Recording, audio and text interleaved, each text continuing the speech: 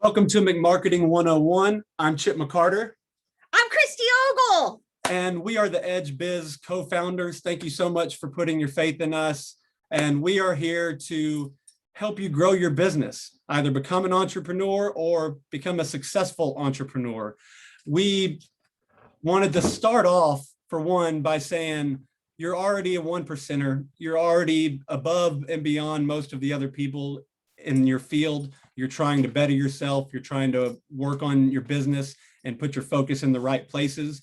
You made the right decision and came to the right place. McMarketing 101 is all about how to market on a shoestring budget, but also how to be an entrepreneur, live the lifestyle, have the mindset. And that's what we wanted to talk about on this first training video, because Christy and I both believe it's so important that you have to. The mindset of an entrepreneur is what's going to make or break them, in my opinion. Christy believes the same way. So we wanted to come on here and let you know from this video forward, your mindset has to change. Your mindset, and if it's already in the right place, congratulations, you're doing great. But if not, let's focus on how you can get in the right mindset.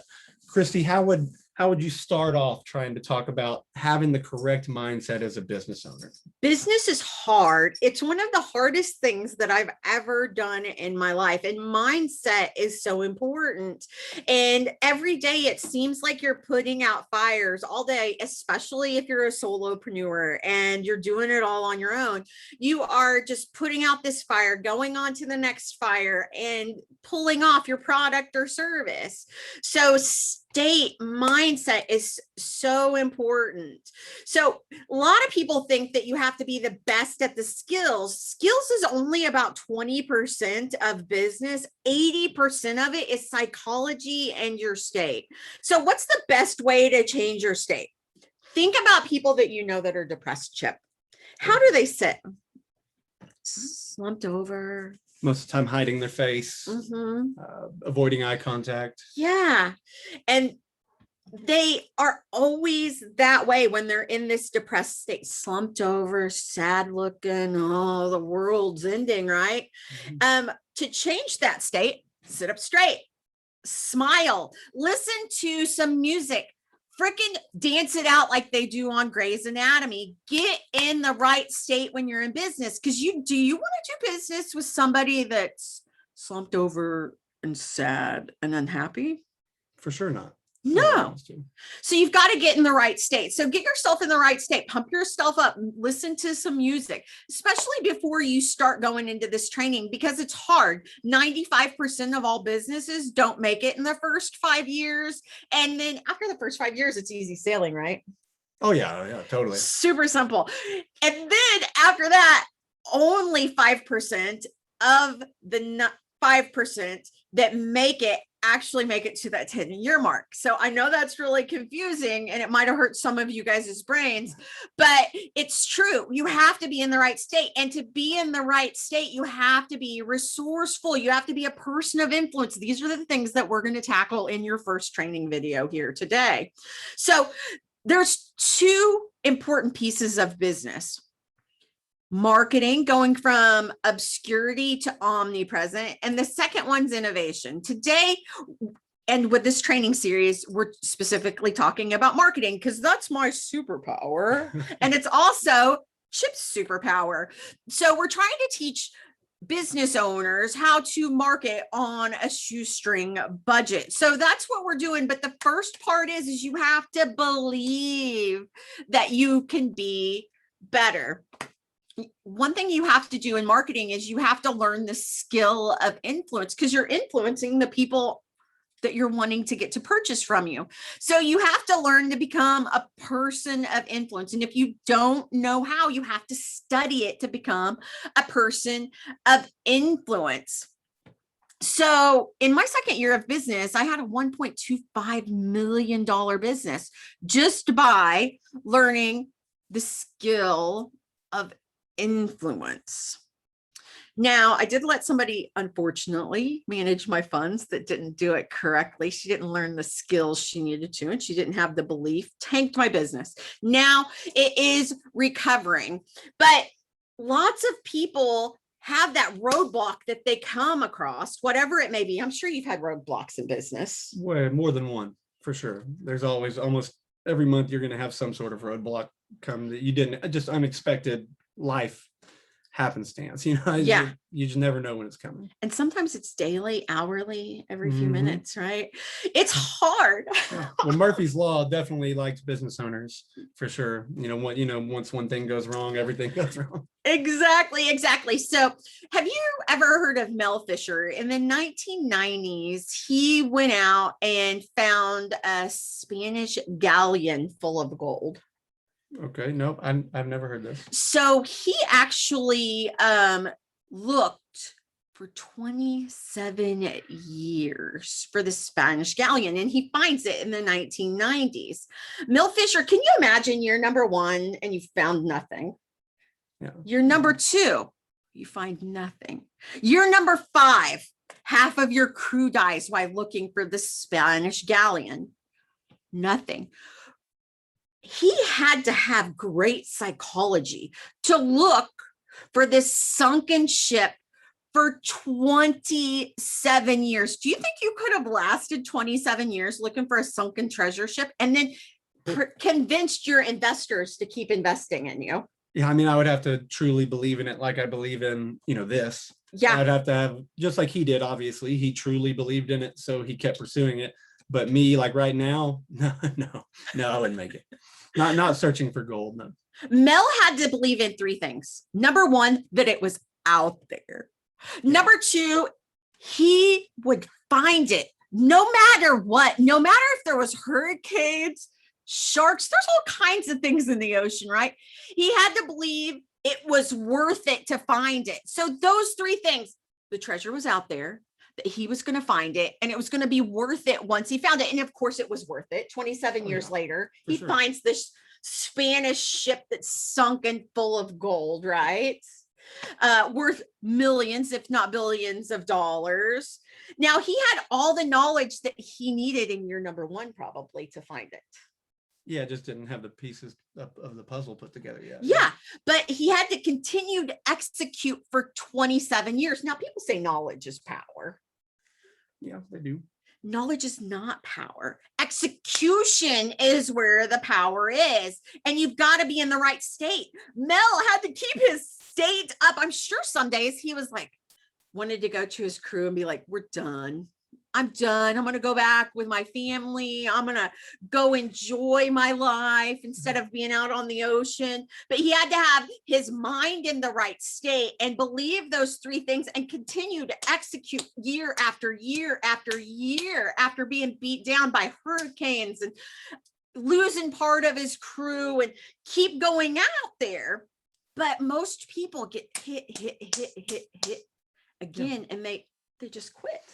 Yes, you see it, you see it all the time with these local businesses that open and before long they're closed, and you didn't know, for one, that they were there, and for two, that they had left. Yep. It happens a lot. Yes. But your belief system, ultimately, in mindset, is to change your mindset. You have to change your beliefs. You have to really look in a mirror and figure out what drives you, what drives you away from things, what drives you towards things. And then once you understand your own belief system, you can start implementing, these beliefs we're talking about, believing that you're going to be successful, being able to visualize what it's going to look like when you're successful. These things are so important, being able to really believe, picture it, and then execute, Yeah.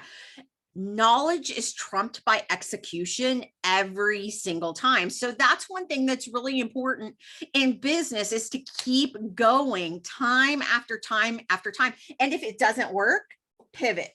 Yeah. I think in 2020, that was our word of the year for most businesses, is they had to pivot because that eighth crisis in a business snuck up. Thank you, Rona and the governments, right? Yeah. Is they shut you down. If you were in business, if you were a beauty salon, if you were a restaurant, if you weren't an essential business, you were shut down. And what we saw was these beautiful pivots with resourcefulness that came out, instead of people just being like, I'm just closed forever, which I saw a ton of businesses close Just forever. lay down. Yeah, for sure. Yeah, you have to be resourceful, and that's all a part of mindset. 80% of business is the mindset, the psychology of the business owner or leader. 20% is skills, and you can always get skills from people that are masters that have done what you want to do before. It can take those decades and put them into days for you, and it can save you hundreds of thousands of dollars. But you have to be resourceful. Now, most business owners believe that, after 20 or 30 years of business, that the epic success in business is number one, having that profitability, which is a myth, by the way, and also believe that there's no problems.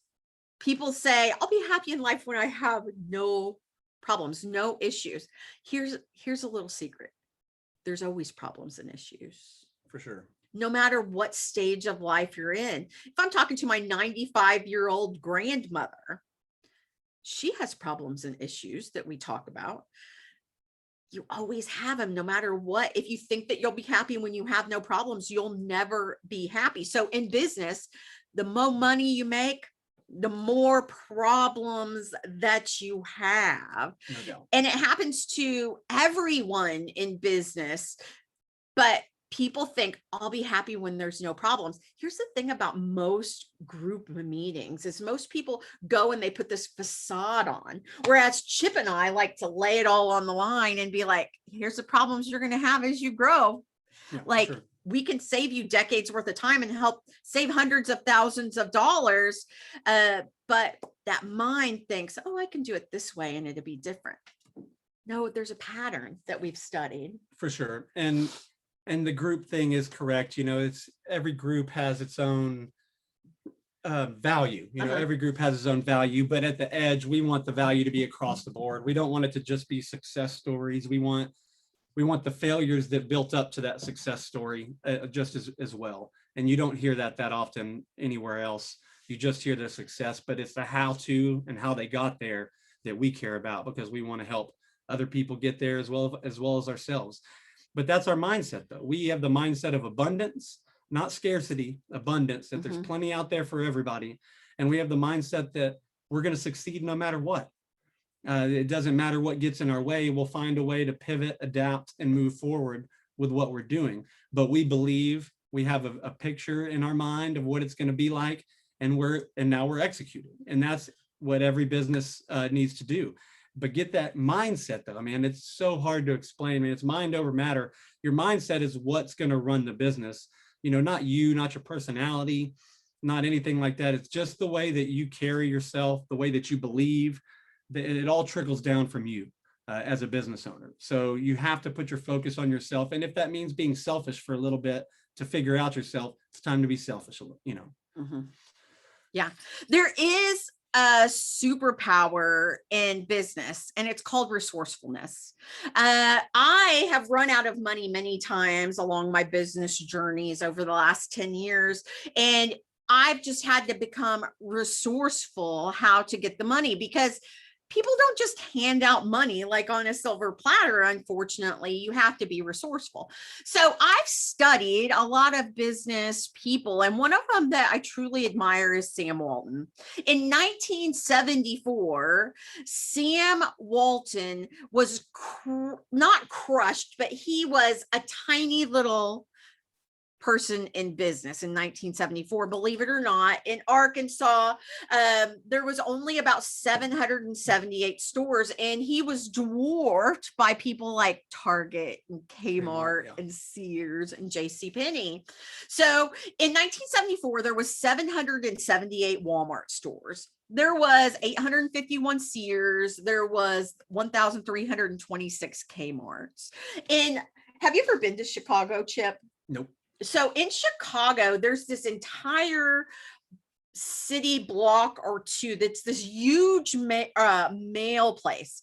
This is where Sears was. Its home office was there. And I mean, if you go on the architecture tour, which everybody does when they go to Chicago, it shows this massive mail building, because when back in the day in the 70s, they didn't go to Amazon and order stuff, right? They had to get the mail order catalog, and you'd look through it for your school clothes or your Christmas gifts or whatever, and you'd order it. And these weren't like just little catalogs like they are now. No. They were like massive. Do you Yeah. remember seeing those? I do as a kid, yes. I don't even know if you were born back then, but No, I was a very young kid. yeah, in the 70s. I wasn't No, even not born the in 70s. 74. Yeah. No. Yeah.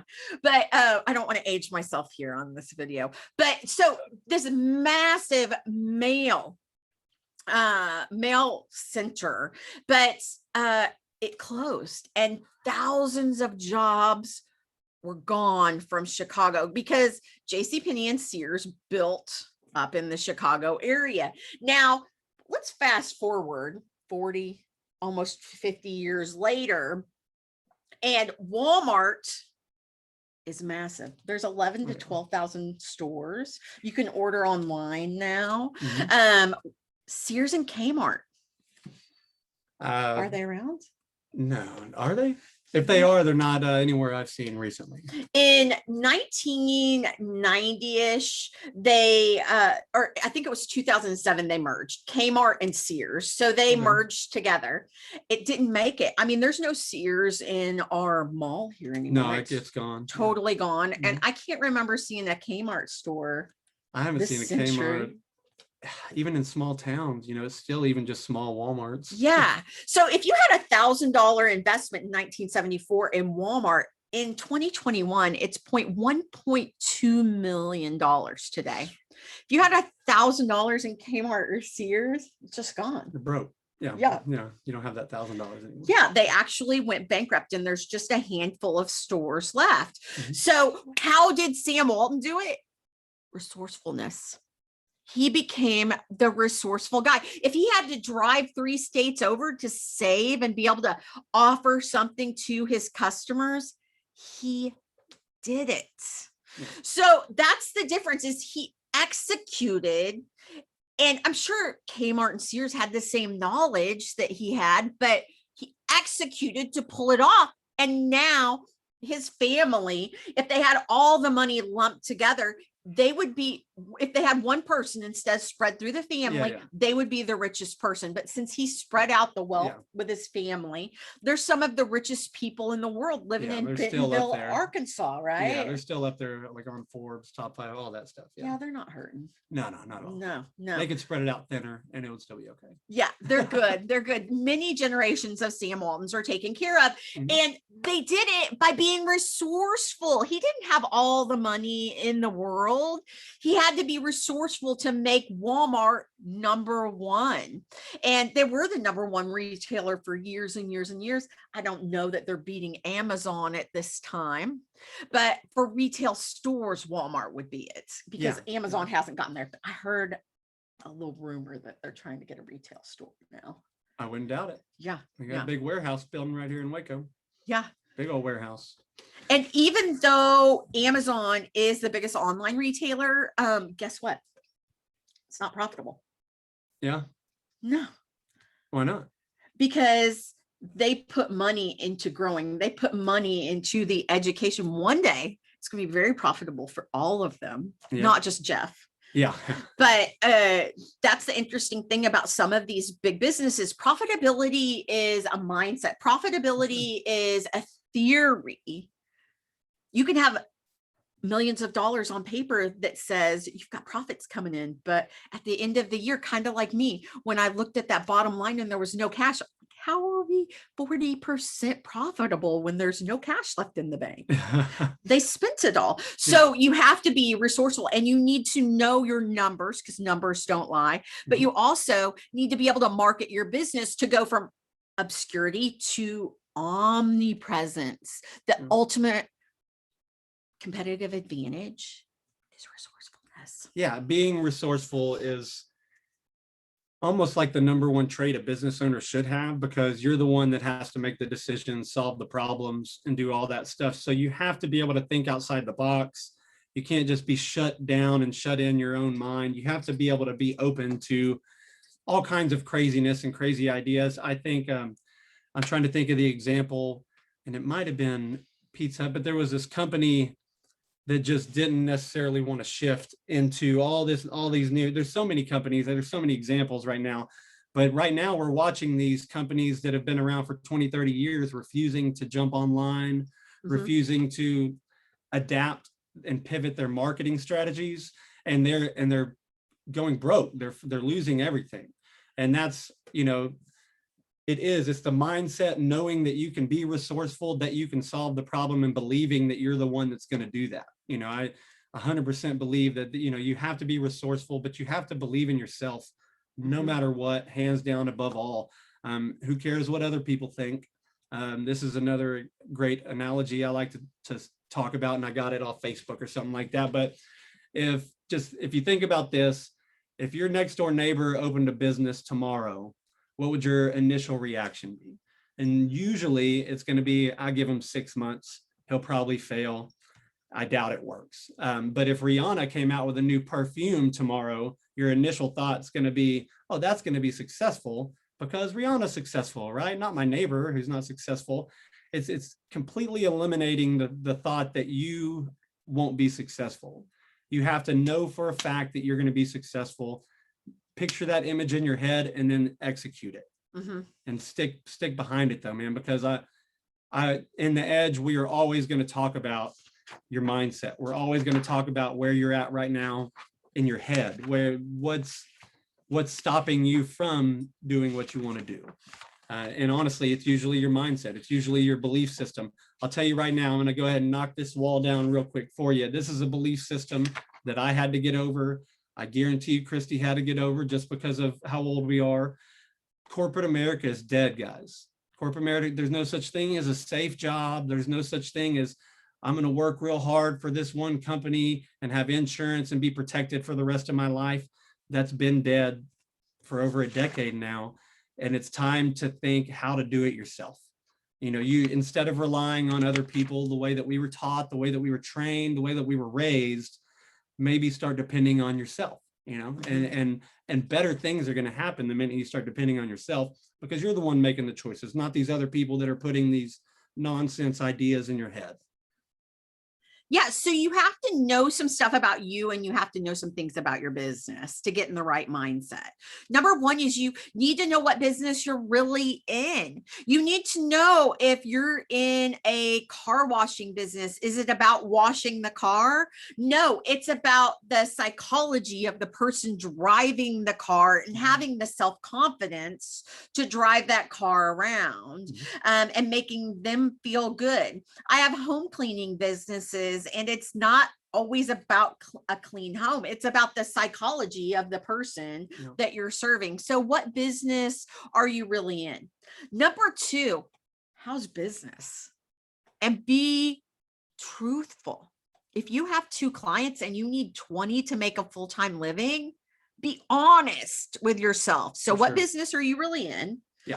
And how's business? Most of the time at most networking meetings, they're going to give you bullshit answers. Like, it's great. It's amazing. How's your numbers? Are you making money at the business? How's your employees? That's a huge issue in 2021 is employees and workers actually showing up. So if you're a solopreneur, but you'd like to be bigger and scale your business, maybe you need to talk about how it's going now. Like, I'm doing all the work. I'm the skilled producer. I'm doing everything.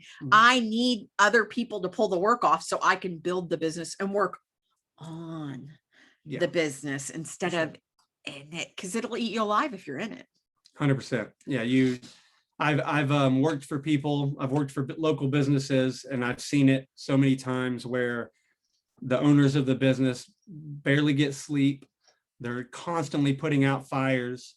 They're always stressed out. Something that, you ask them how they are, it's usually, oh man, I can't ever get anything right. It's a frustrating life, but that's because they are running their business. The business isn't running itself. Yes. And that's another thing we're teaching is how to build that business to where it runs itself, where you are not necessarily the most crucial factor to the business.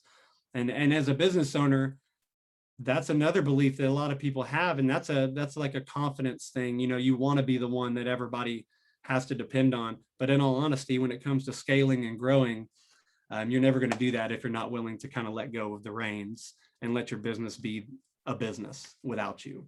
Yeah, if you get sick and you have to close your business, you're out of business, right? So you have to build it in such a way that it can run without you and that you're not essential to the business.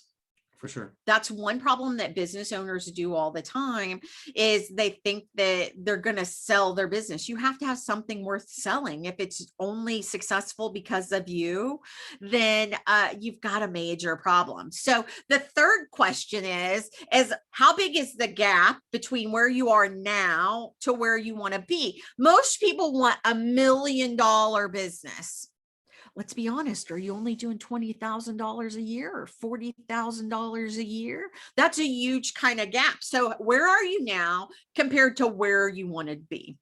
Number 4, what does the business need to grow?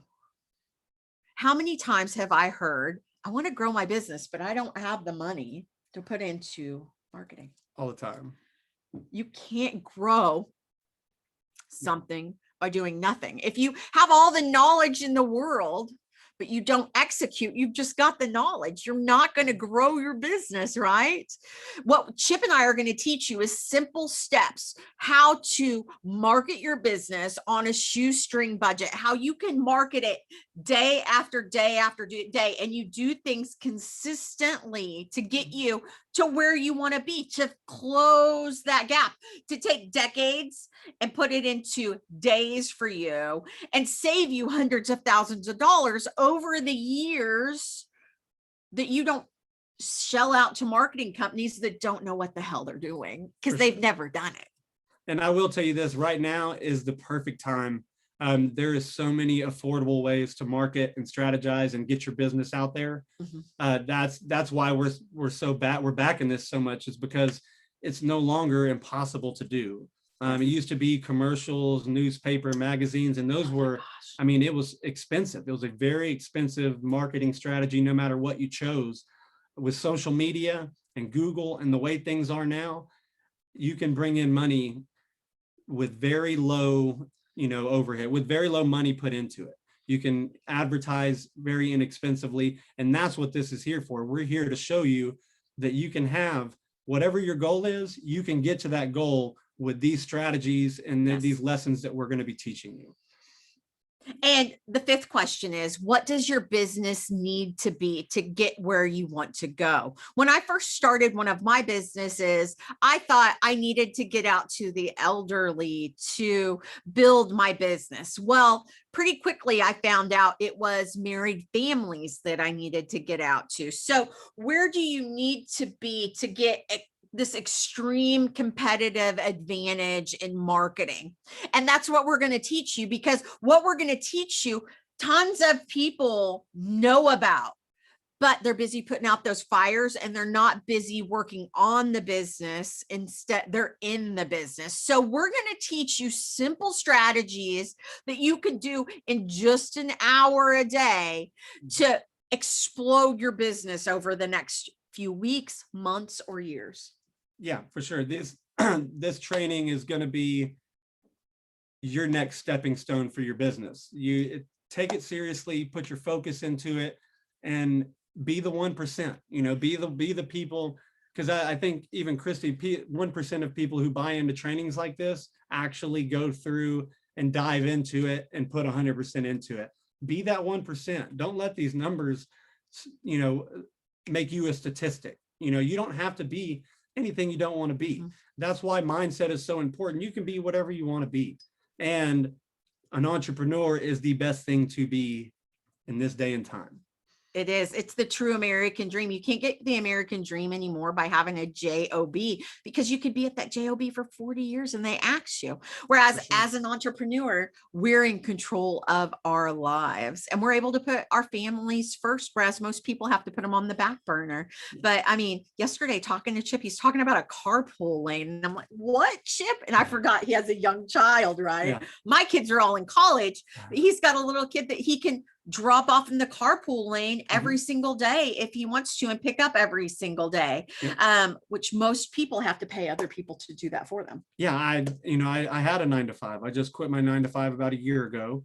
And I did. I was never able to take my son to school. I was never able to pick him up. I missed mostly everything he had going on activity wise. It really held me down. And also another question that's kind of backdoors what she was saying is figure out what you want. If you want to be that solopreneur that does all the work himself or herself, and you want to just make this amount of money, then do it. Yeah. That you can do that. But if you want to have a business that if you get sick, still makes money, then that's what you need to have your focus on. But figure out know what you want, how you want to move forward, and then watch the rest of these videos and start making money. Because like Mel Fisher, you can also get your pot of gold or boat of gold. It just takes time. It's not instantaneous. Consistency, resourcefulness, execution. That means action. Take it after every video. Every day you're going to have a workbook. Go to the workbook, fill it out, take action. Execution trumps knowledge every day. Yes. Every week at our meeting, at the end of the meeting, we like to bring up what is your action step you're going to take for today or this week, depending on what we were talking about. That's something you need to implement too. Write down what actions you need to take, or at least know that you need to be taking these actions, and don't think twice. I'm a procrastinator. If I second guess something, or I say, I'll do it tomorrow, it's never going to get done. So if I have a great idea, damn what I'm doing right now, it's time to put that into action. And I do it. You can ask Christy, you can ask anybody that knows me. Because if I don't, I'll procrastinate and find a way, talk myself out of it. So take action immediately, now, get on it.